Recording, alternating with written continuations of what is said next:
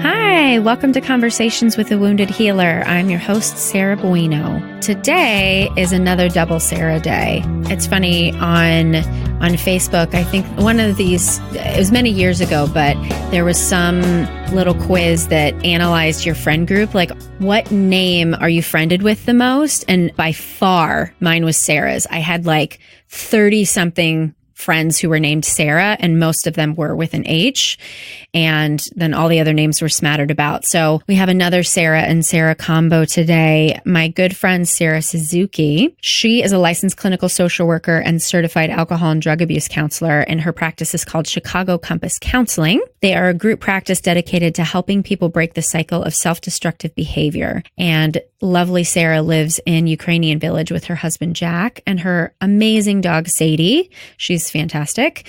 So Sarah and we met through a mutual friend, and she talks a little bit about this in our interview.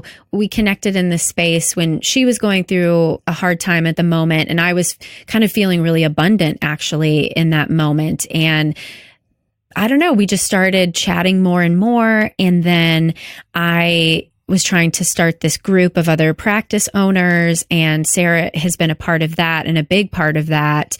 And our relationship has just been so helpful to me. Some of the things I'll share in our interview that I've learned from her, and it sounds like, she feels in a mutual way. So I hope you really enjoy this conversation with Sarah as we get into some nitty-gritty things about addiction, what healer is or isn't, and dissociation and trauma. So please enjoy Sarah Suzuki. Hello, Sarah Suzuki. Hi, how are you? I can already tell this is going to be super fun. Thank you for being on Conversations with a Wounded Healer. I'm super excited to be here. Are you? Are you super excited? Okay. All right. You were hesitant to schedule, so I'm calling you out on that. Yeah. Well, I mean, it just seems intense, and I know you like to get vulnerable, and I'm always like wanting to not get vulnerable, but I'm taking the dive. So here I am. Oh, it's so funny because to hear you say that, and I guess, in a public forum, you don't get vulnerable, but girl, we Marco Polo something fierce and we get vulnerable on there.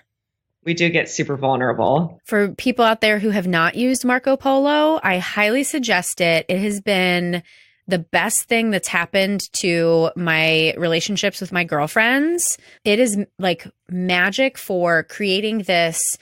I almost think of it as like a video confessional on a reality TV show. That's what it ends up feeling like to me. And I will just say the deepest, darkest, hardest things to that video, and then have it received by my friends with such love is so incredible. It really is. I never cry on the phone, and I never cry while I'm texting, but I cry on Marco Polo all the time. Yeah, it's amazing. So thank you for introducing me to it. Oh, for sure. Love it. Maybe Marco Polo should sponsor this podcast. Ooh. I'm going to reach out to them. Anyway, so before we digress into all the amazing things that we're going to digress into, why don't you tell everybody who you are and what you do? So my name's Sarah Suzuki, and I'm a licensed clinical social worker and substance abuse counselor. And I own a group practice in Chicago's Loop called Chicago Compass Counseling. And we work with a lot of behavioral addictions from the perspective of just starting where people are and trying to get them where they want to go. So that's the one sentence synopsis. Fabulous. And how did you become a social worker? I don't know if I know this story. What's the origin of Sarah as a social worker? So the origin is I never wanted to know anything about psychology. I actually thought it was bullshit, and I didn't even know what a social worker was. I am one of those people who thought a social worker just took children away from families. Samesies. And I had this idea first that I was going to be a lawyer. And then that was just a little bit too, I wanted to be cool. So I was going to be a writer. I saw myself, wearing all black and going to the Iowa Writers Workshop and selling my blood for rent money, blood transfusions. And oh Oh my God. Like just wear all black and like, early death. And that was like my vision for the future. And I was really jaded by the idea of psychology, in part because I had a lot of mental instability in my home growing up. My dad struggled with mental illness and substance abuse, and he saw psychiatrists, psychologists, social workers. And I never saw change for the better. I just saw things getting worse and worse. Mm-hmm. And so I really believed that it was all bullshit. Yeah. And the other side of it too was my parents got divorced when I was 5. And I grew up in a town where divorce was totally unusual.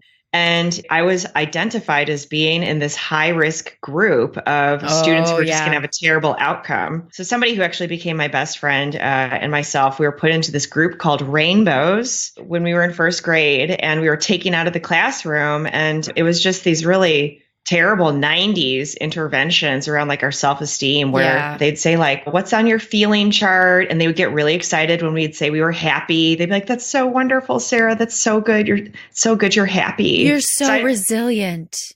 Right. And so I just kept pointing to the happy face, and they kept getting more and more excited. So I learned one lesson there, which is like, just pretend you're happy. Yeah. Yeah. And then the other was that they would say, no matter what anyone tells you, no matter what anyone thinks, you did not cause the divorce, Sarah. This is not because of you. And of course, then as a kid, I'm like, well, wait, what? I didn't think it was because of me. Why are they saying that? Because I can't imagine you were a normal child who would actually internalize that. That's so funny. I mean, it just seemed so stupid to me. And so when people in high school were taking psychology classes and they're like, oh, I'm so OCD and blah, blah, blah, and like diagnosing each other, I was like, you know what, that's bullshit. I went through most of college, again, avoiding psychology. I was going to be a writer. And then I ended up in this really interesting experience where I was doing writing for a nonprofit in South Dakota on a Native American reservation, which was really cool. I can't really remember that much about what I was doing when I was like doing my nonprofit work, but to pay for my room and board, or to have room and board, I was living in a domestic violence shelter where 2 or 3 nights a week I would be on call, and anyone who was coming in for services or anything that was happening in the house, I was supposed to just help out. Wow. And one night I was talking to one of the mothers there at 3 a.m. We're drinking coffee, and she had been struggling with meth addiction. A lot of the people there had at that time. And she said to me, like, I want to stop. I just don't know how. And up until that point, because I didn't believe in psychology, what I did believe in were systems of oppression. And I believed that people made choices because of systems, that they almost had no free will. And when she said that to me and just was looking at me searchingly, I realized that my complete lack of response, or even total surprise that she would say this, it just was very, very humbling. And as you know, Sarah, I have sort of an obsession with problem solving. Yeah, I would know that. Yes. Yeah. And so she says this to me and I have no response, and it just drove me nuts. And I was like, well, how are we supposed to solve this problem? And so I came away from that and I was telling my mom about it, and she was like, oh, well, maybe you'd be interested in social work. So I started to look into social work, and I was like, okay, well, there's this, school social worker stuff and clinical people doing whatever, but I'm going to create my own system where I help women like that and people who are struggling. And then there'll be all these other practitioners who help them change. And I'm going to create this amazing structure. So I was going to do administration exclusively. And I went to graduate school on an administrative track. And then I was like, well, maybe I should learn some more about clinical since I'm going to be creating this program. And I got dragged further and further into micro skills and clinical work because I loved it. I could not help but love it. And as we say again and again, we don't find the work, the work really finds us. Yep. So that's the long story of how I ended up in social work completely in spite of myself. Well, and to go back to the problem solving piece of it, I feel like, especially in addiction, there is a lot of problem solving in it. And it's not necessarily like, okay, well, we have to figure out what intervention to apply to you necessarily. But a lot of it is figuring out the components that make up this person that led to destructive substance use. And how do we fill in missing puzzle pieces when we take away the drugs and alcohol? And with people who struggle with chronic use, I don't want to say relapse because I'm trying to stop using the word relapse because I think it's so stigmatizing. So people who like struggle with chronic use and struggle to stay sober, I feel like when people struggle with that, there's just something that we've missed or something that was recommended that they just weren't willing to do yet. And we just have to keep problem solving for that missing X almost, Absolutely. It's extremely fulfilling because it's not as though there's always just one thing. Mm-hmm. But as we know from approaches that work, it's like if somebody is failing to change, if the behavior has not changed, I always tell my clients, it's not that you failed, it's that the plan failed. There's something that's missing in the plan. Yep. And so it's just this really amazing thing to kind of keep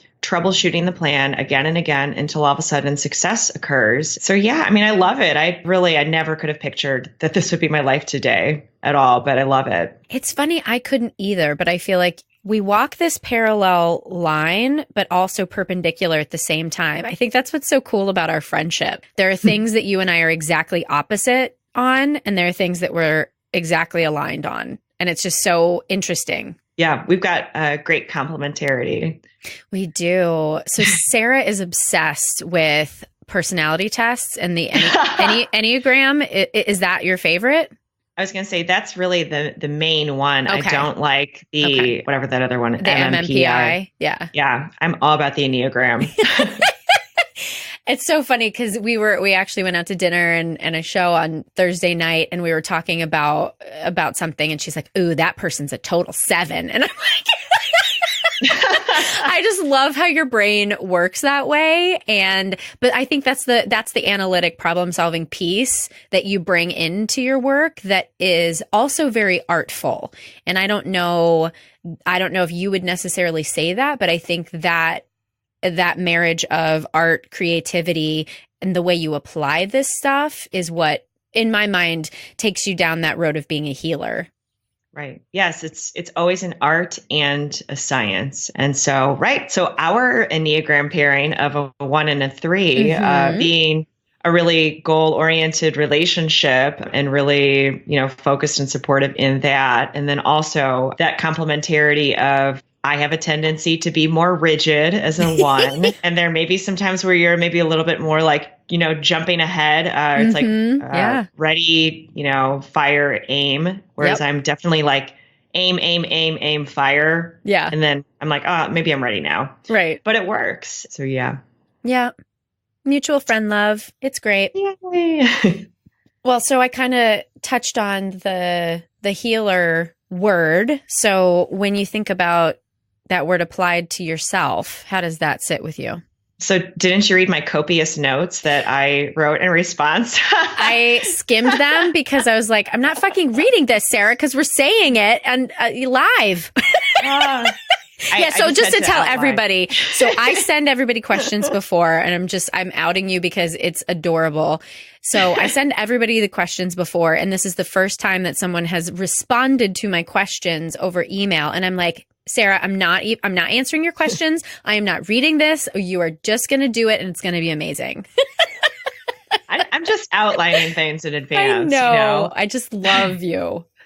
So one of the things, as I said in my notes, is how do you feel about the word healer? I had to sort of take a step back and say, whoa, because I feel like what I strive for and what I aim to do is to engage in work that's healing, but to identify myself as a healer feels so sacred that I don't know if I feel like I can say I've arrived. And yet it's something that really certainly focuses my vision is what does it mean to engage in healing and to make that really an intentional part of my day-to-day life. So I guess what I'd say is I don't know if that's something where I'll ever arrive and be like, yes, I'm a healer. And it still infuses the way that I focus my perspective on my daily actions. Right.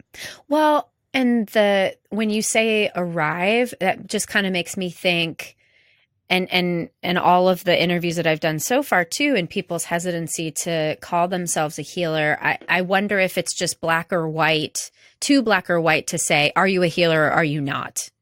Because I don't think that one arrives at being a healer. I feel like there's a calling, and the degree to which we answer the call is a day-to-day process, you know? Absolutely. Like, I was just listening to my therapist's interview, and, you know, she was talking about sometimes she's having a crabby day and she's like beating herself up because she wishes she could like be more available to the client. But then she recognizes later that if she were fully attentive, she would have gotten in the way of the process, you know? So she's still healing, even though she doesn't feel like she's arriving in that space as a healer all the time. And I don't know why I want more people. Like, I find myself, the more often that people push that word away, the more I want people to take it on. And I don't know if it's just like, I want to be able to call myself a healer. And if nobody else is calling themselves a healer, then I guess I'm a bad person. Like, part of it's that. No, but you know, that's the judgment, right? But then also there's like, especially my therapist, she's probably the best example because she has facilitated my healing in an extraordinary way. And the fact that she won't own that is disappointing to me. You know, and other people in my life, whether they have healed me or whether I've watched them heal other people, I want us to be able to use that word more demonstratively. Well, maybe what also occurred for me as I was thinking about that is to say a healer, right? In some ways, I feel like that is something where it brought to mind people who very much feel like healers in my life. I mean, especially my own therapist right now exudes that aura of a higher level of consciousness and lives into it so completely that, you know, I've described her as a healer before. And, you know, she just, you know, smiles, but not in like a modest way, but like she really is somebody who every aspect of her being is that of a healer. And so for me, I feel like there's a really wonderful path forward to live into that. And perhaps it motivates me to not say a healer, but to really commit to healing work and to view that as a daily practice until the practice becomes a manifestation. But it has manifested. I guess that's the thing, that what you've created, and I say this also, again, like it's a mirror, right? You know, when I get compliments about what's happened with head heart therapy, you know, there's a part of me that pushes away, but I'm looking at you and what you've built. It has manifested. You do have the capacity to create healing. You have hired clinicians who also do that on a regular basis. So, and obviously this isn't just pointed right at you, but you just happen to be on the other side of the mic right now. But why can't we just say, yeah, I'm a fucking healer. Okay. And I'm practicing this as much as I possibly can every day. And some days I do it better than others, but I'm a healer. Well, and I like that. I think that would be worthy of, for my own meditation, to sit in that space and to notice what comes up as the discomfort shows up. So yeah, no, that's going to be something that I think about a lot, actually. Yeah. I'm glad that you are challenging me on this and not letting me get away with it. See, this is the thing about you, is like, if you see like a little thing with me, you just drill into it until I like have to acknowledge it, which I really appreciate. Well, it's funny. I've realized that about myself, in that I cannot be in relationship with someone who is not equally as determined as I am to be the best version of themselves because of this thing, right? Because I see the thread, I pull it, and if I pull it and all of a sudden you're naked and you're pissed, we can't go on. But if I pull it, you're naked and you're like, haha, give me a shirt, asshole, then we can still stay in relationship, right? Yes. Yes. And you know me, I mean, I may be rigid, but I'm open to somebody challenging me to not be rigid. So maybe that's why this works. Well, and to speak to the rigidity, I'm rigid too. I'm just rigid in different ways. And so when I see that piece of you, I see that piece of me. And I try to infuse with other people, because you're not the only one who also has rigid qualities in my life. Like when I see that with other people, I guess I try to give the gift that I am given whenever I'm in a rigid space and somebody's like, here you go. Just either just settle, or I'm going to just fucking kick you off the ledge because you just got to be kicked out of the nest, you know? Yeah. Yeah. No. And it works. You're very effective.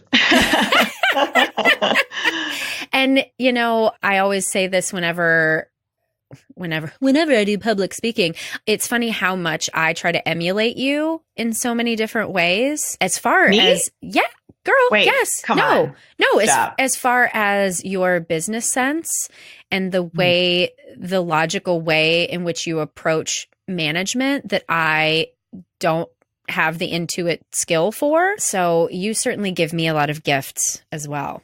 Oh, this is like total love fest. Oh my God, I know. It's crazy.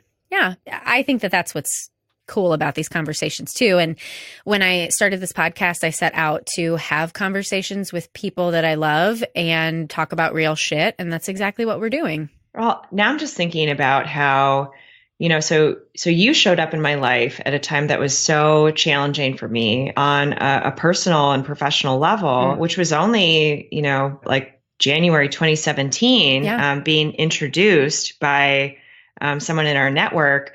And I was going through this crisis of not trusting myself because of something very, very tough that had happened in my clinical practice.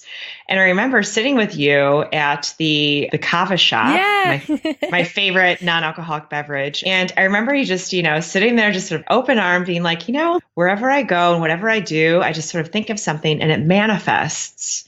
And I manifest like a motherfucker. That's what I say. Exactly. You know, and I was in this really, really challenging, you know, challenged place. And I remember sort of the energy and passion, excitement and openness in you. And I was like, wow, like I remember thinking like you really came into my life at the most important time because everything in me was trying to close off and close down. And you immediately were somebody who was pushing for an opening, and you were inspired in all that you were doing with that. And it's just been amazing how, I mean, thinking about January 2017, it has not been a long time, but I feel like we've really just developed such an amazing, you know, relationship in such a short period of time that the linear time almost means nothing because it feels so rich, you know? Again, this episode is not sponsored by Marco Polo, but I wish it was. Right? Yeah. Marco Polo is great. Wow. We really do sound like they're paying us tons of money. I know. I really should call them and be like, guys, just listen to this because we could. It's funny. I think I've told you this before, but my husband and I met on Match.com. And when they started having all those Match commercials, people are like, oh, why aren't you in the commercials? And I'm like, we fucking applied for it. Nobody picked us up, but we are a fucking amazing pair. Oh, so that's how I feel for you and me and Marco Polo. They don't know how amazing we could sell their product, but whatever. Yeah, you're going to have to do a little affiliate link or something under this podcast so people can find it. Clearly. Absolutely. So we've digressed into the Love Fest, but I think it's amazing. But you mentioned the struggle that you had in 2017, your clinical practice. Yes. And I think that moves us into the conversation about the wounded healer. And you know, we've already talked about healers being a term that you haven't embraced fully yet, but how does wounded healer land?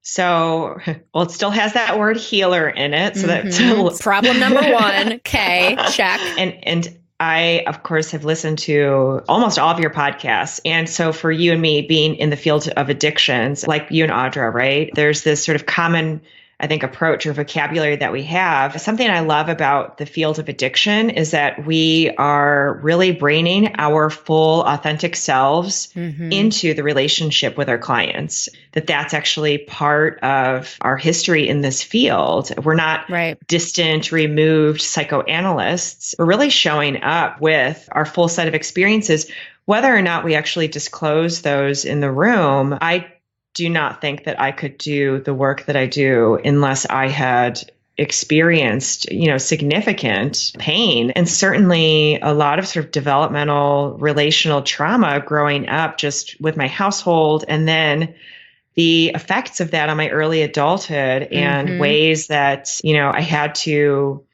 acknowledge and then move through to overcome. And it can be a miserable and brutal process. And it's one that every day there's more to discover about, like, oh, wow, there's more of my stuff that's showing up. And now I'm going to work with it. So I do identify with, somebody who, I think the expression that we use in like critical race theory is, you're not a damaged product, you're a product of damage. And ooh, I've never heard that before. I love that. Yeah, it's an old kind of critical race theory idea that, we are in this sort of system that exposes us to trauma, and yet we are not damaged forever, that we can really choose to heal very intentionally. And so that's the other element of this is, we start out saying, okay, what does a healer do? They facilitate healing every day with others. But then also there's always that daily commitment for me to working on myself and to healing myself. And that is a daily, hourly, minute by minute practice. Right. Oh my God. And this thought just came to me. I don't think I asked Audra this question. And if you don't want to go there, we can just delete this part. But both of us are not in recovery from substance use disorders, but we work with substance use disorders. So I'm curious if you had any imposter syndrome around that at any point in your career. So I might have maybe when I was in school and sort of trying to learn that, but also like I didn't understand anything when I was in school since I was learning like psychology 101. I know. I think back to that and I'm like, I knew nothing. Wow. But actually, because my practice starts from, we do a lot of like starting with problem drinking and harm reduction and moderation approaches, and harm reduction approaches to so many addictive behaviors and processes where people have a goal not of complete abstinence, but of changing to be in line with their values. Yeah. I do feel very much lined up with that. So anybody who meets me in person would see I've got an AA tattoo actually on my wrist, on my right arm.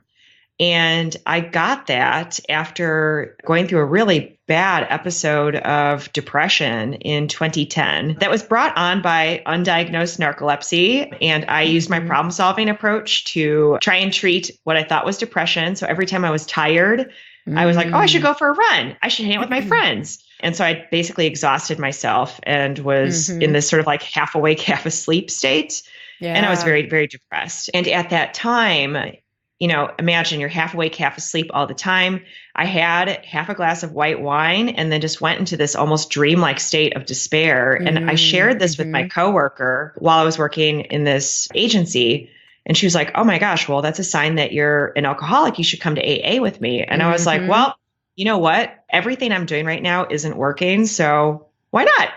And at that time too, I was seeking out like lots of different kinds of help. Like I was like, all right, well, I should probably get a psychiatrist. I already had a therapist I saw twice a week. I built in all of these different supports and I did AA for 6 months. And when I say I did AA, like I didn't do like a 90 on 90, like 90 meetings in 90 days, but I did all the steps. I had a sponsor who was lovely and wonderful. And I went to lots of different meetings. I had a home group. I did everything. I had all the books. And there were things that I found to be tremendously beneficial for me, specifically related to really checking my ego, which was substantial, which is substantial when I let it run the show.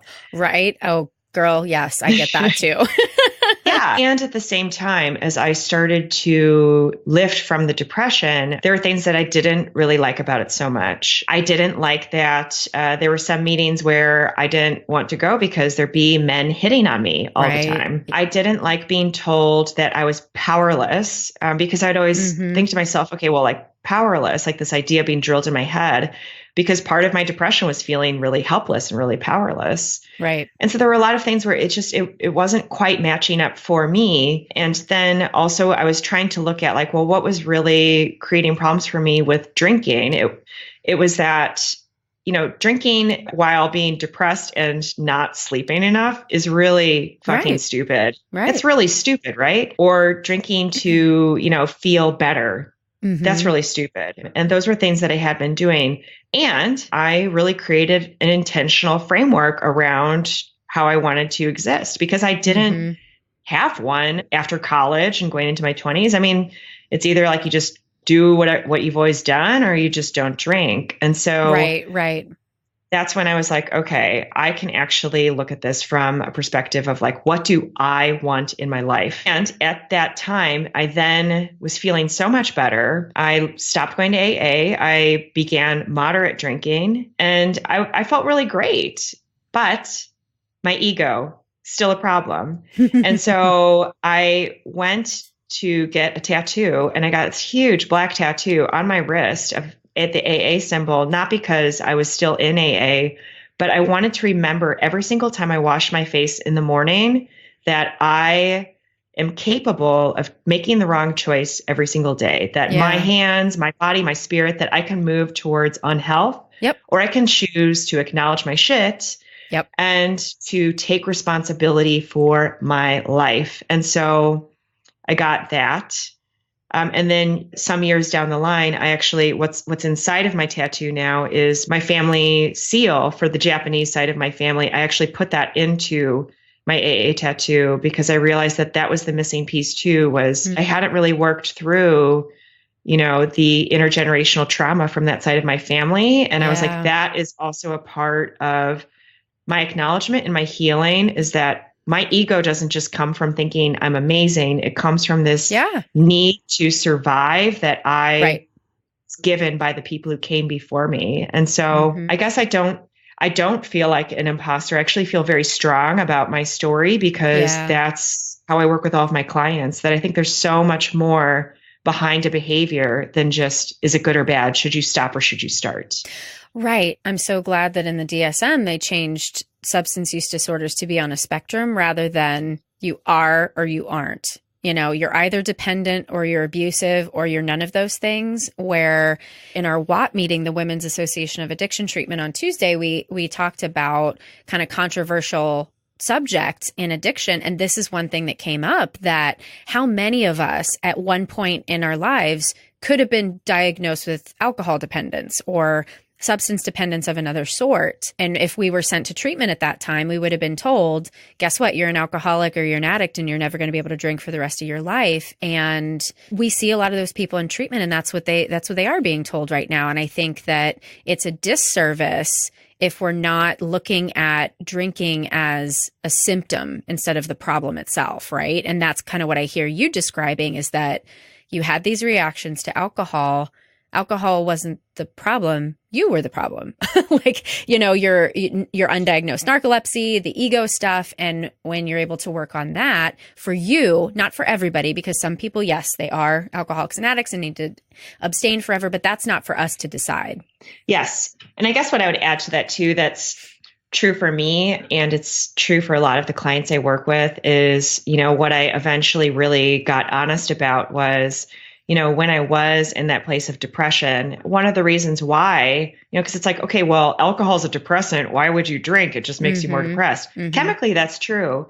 But in that place of depression and in that place of my ego and my survival instincts, I really believed that no one could connect with me, that no one could reach me. And I didn't believe that I could trust anyone because I felt so disconnected. Not just, everything felt disconnected because I was really sleep deprived, but also I just really I had this idea that I had to rely on myself to solve everything. And so then, For me, even just a small amount of alcohol, it became a relationship where, I felt like I was taking care of myself and I didn't have to rely on anyone. And it really was almost like a slow soul death. So in that sense, very maladaptive, very harmful. Right. So yeah, the alcohol is a relationship and a symptom and so many other things. There's so much more than, what people think alcohol is all about. Mm-hmm.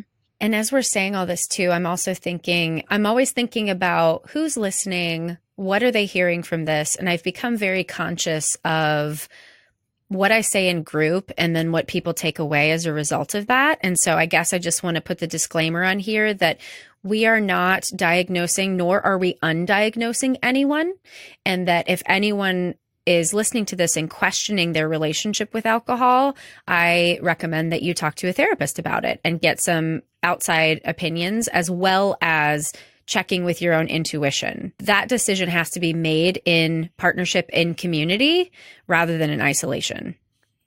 Absolutely. I have a lot of clients who come to me and they've taken all these little screenings and tests that they find online. And in the same way, I do not like the Enneagram test, Sarah. I believe that people should, collaborate to find their space. I also, most of the self-report screenings for substance use, it's not actually revealing like a truth, right? Right. And there are a lot of people out there who can help someone discern what's working or what's not working in the relationship with alcohol or other substances. Or other behaviors, right? Just like you said. 100%. Yeah. You talking about the tattoo on your arm so that you see it every time that you wash your face and you really think about, I have choices today. I have a choice to move towards health or move away from it. What are the practices or the things that you engage in that keep you motivated to move towards health? Yeah. So I always think about, because I have this tendency to frenetically over-engage my energy. And I don't know anything about that. I never do that. Oh my gosh. Right. We're exactly the same. Yeah. Yeah. So I'm kind of like, all right, everybody knows about like the self-care things you should do or whatever, like, take a bath. So obviously I've got my own therapist. It's so helpful when things are at their very, very worst, when I feel like self-care isn't even possible. What I actually do is I will just put a timer on my phone for a few minutes and just sort of breathe in a place of stillness and just let whatever is coming up just show up non-judgmentally, just to kind of like settle my system a little bit. And then I do a lot of work of just trying to sort of like, physically clear my body by I'll go and I'll walk. I will turn off my devices. I will journal. There are a lot of things that I have to do to sort of get my energy and thoughts and feelings sort of out, so that I'm not just cycling through them in my brain, trying to solve them. So, and you'll notice too, when I'm thinking of these things, these basic practices, if I'm in a place of like significant compromise, I still do find that it's hard I have a tendency to isolate more than to reach out. But if I can clear my body and my mind, then that sort of gets me to a place of recognizing like, okay, I need to pick up the phone. I need to go, meet up with, my various communities. But first I have to really just clear out everything that's sort of swirling around in my head, And, I'm kind of reflecting on how I process too. And I've noticed because of, for me, what feels like a high level of stress professionally that really stirs up my perfectionism. I find that perfectionism is the one thing that can shut me down. Like normally I am a fixer or I'm a pusher througher. And like when you were just talking about when you can't do the self-care, and I had that happen to me, I don't remember what day it was this week, but stuff with work. And then I like just shut down for an evening. And I guess what I've realized about that is I've been able to give myself permission to stop and like be shut down for an evening and trust in myself that because I have a regular spiritual practice and I do take care of myself and I do have people who really, really love me and are there to support me, that it's okay to shut down for a night. And then I'm able to come back in a better way the next day. I'm just reflecting and patting myself on the back for that. Absolutely. I find and I have found that the very worst thing I can do when I'm in a state of stress is anything involving a screen.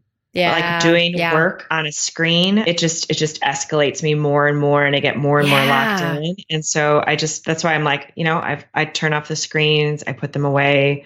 I literally walk around the block. I will sit in a place of stillness. And then I make it sound so easy, but it's really Right. fucking hard because I don't want to do that because the voice in my Right. head's like, we got to do this thing. It's one more Right. thing, blah, blah, blah. Mm-hmm. And every cell in my body is like fighting me, fighting me, fighting me. And then once I like Mm-hmm. get just a little bit into a clearance, then I just feel everything just suddenly release. And then I'm like, oh my gosh, I am exhausted. And then I can really feel it. But I have to move away from screens because they make me crazy when I'm in that place. With you saying this, it's really kind of highlighting that even more for me. A friend of mine had an app on her phone that was tracking her screen time. And so I was like, ooh, that's a good idea because I feel like I've been spending too much time on my phone. And I put it on there and it made me feel so much worse because it kept going in the red. And I was realizing how much that in and of itself was upsetting me. And then when I would see that, I would just go in and like numb myself on Instagram or Facebook, just like scrolling through things. And the screen itself, something about it, like when you said letting go of screens, there's something in there that there's a little addictive pull right now that I feel like I'm locked into this battle with my phone that I haven't unwoven yet. And I'm just, you're pulling on my threads now because I'm like, ugh, I really got to take a deeper look at that. Well, so as you know, like EMDR, eye movement desensitization and Mm-hmm. reprocessing, and it's such a ridiculous name, but is very popular now. And when people ask me like, oh my gosh, well, how does it work? Because, you're doing things to sort of make somebody's eyes move back and forth. There are many theories as to why that's helpful in the brain and blah, blah, blah. I mean, we really don't know. But honestly, I've come to anecdotally believe that we're in this world right now where our eyes are locking onto one space on a screen all the time. Yeah. Or we're texting on a screen all the time. And after something traumatic happens or something stressful happens, we're actually designed to scan the horizon and walk around and search to see if things are safe. So when we're walking and we don't have a screen in front of us, our eyes naturally move back and forth, back and forth, back and forth. And that creates a feeling of clearance and safety in the brain, much like our eyes move back and forth when we sleep. It's sort of the brain is getting rid of garbage it doesn't need. Yeah. And I have to wonder if one of the reasons why, at least especially for my clients, it's been so beneficial to do EMDRs because we don't have that built into our society. We have the very opposite thing. So I've got several friends who are neurologists, and some years ago, they found that when they were looking at video EEGs of people's brains, that there was a new pattern that showed up in the brain that had never been seen before, only when people are text messessaging. Oh no. And so when my clients I'm waiting for the bad news. Well, I mean, again, we're just sort of scraping the surface of what we know about the brain. But I know, again, anecdotally from my work, that one of the worst outcomes is when my clients get into text message battles with people on their phones, and they get really locked in, and they get more and more locked in and more locked in. So yeah, that's why it's like when everything's really hard and I don't even want to take care of myself, I just have to turn off the screens, go for a walk. And if I don't even have the energy to do that, I just turn off the screens and I just close my eyes and sit in silence for 5 minutes and make myself feel what I'm feeling. Yeah.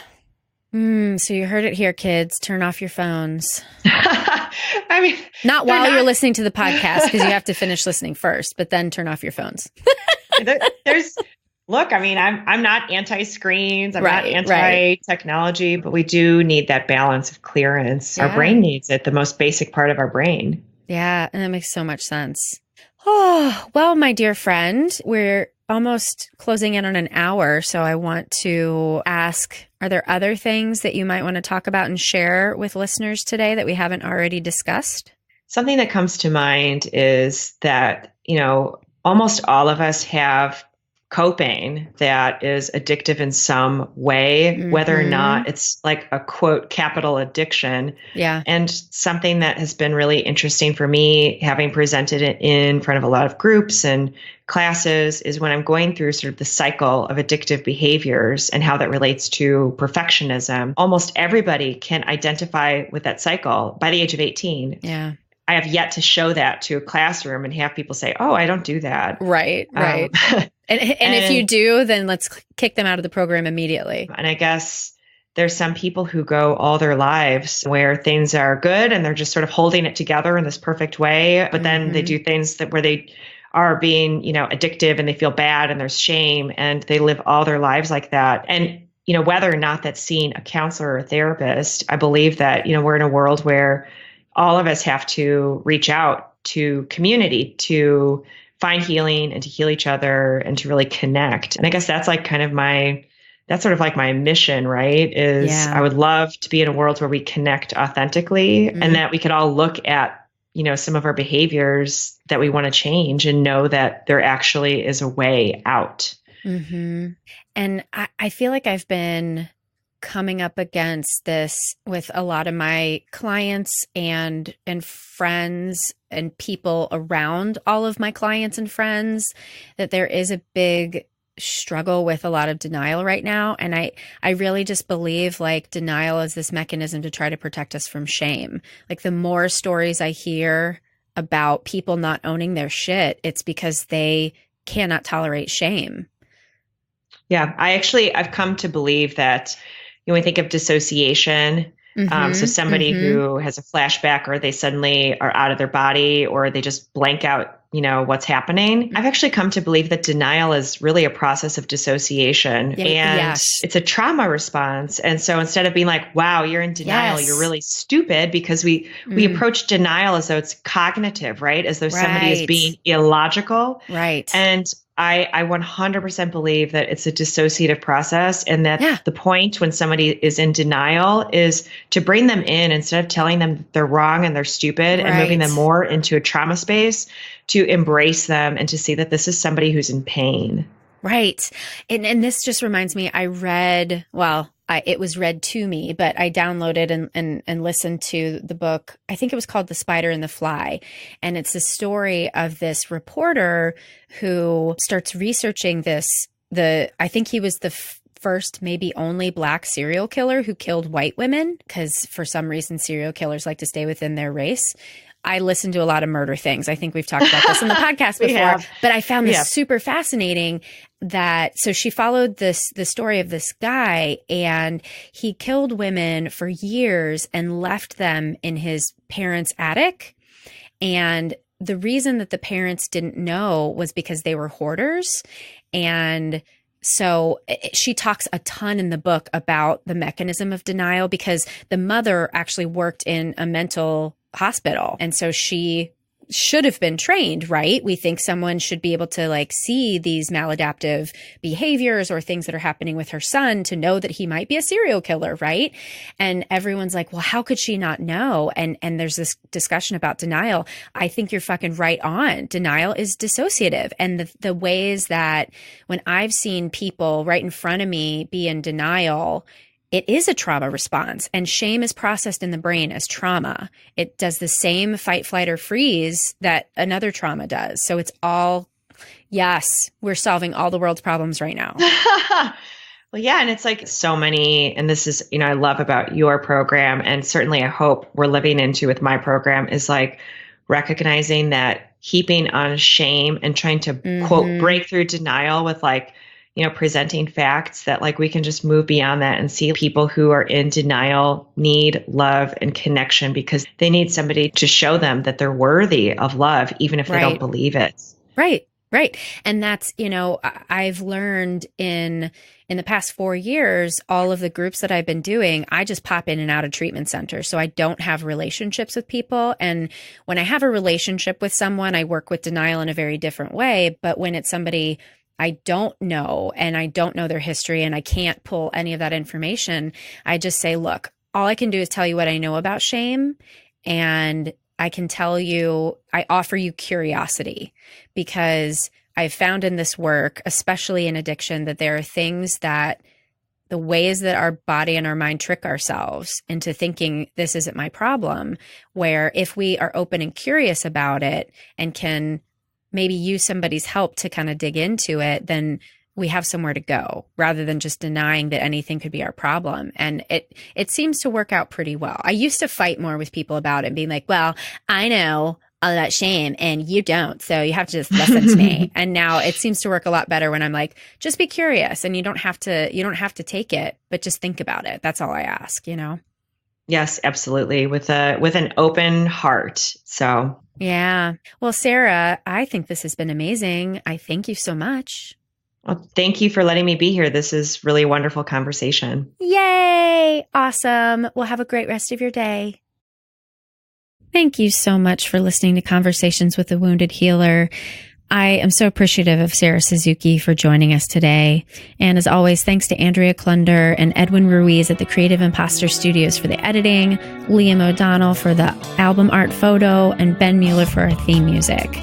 For more information on Sarah and Chicago Compass Counseling, you can visit my website at www.headhearttherapy.com/podcast. And you can find Conversations with a Wounded Healer on Facebook and Twitter, as well as Spotify and iTunes and all those other fun places. So check my website for more details. Thanks so much for tuning in. Bye-bye.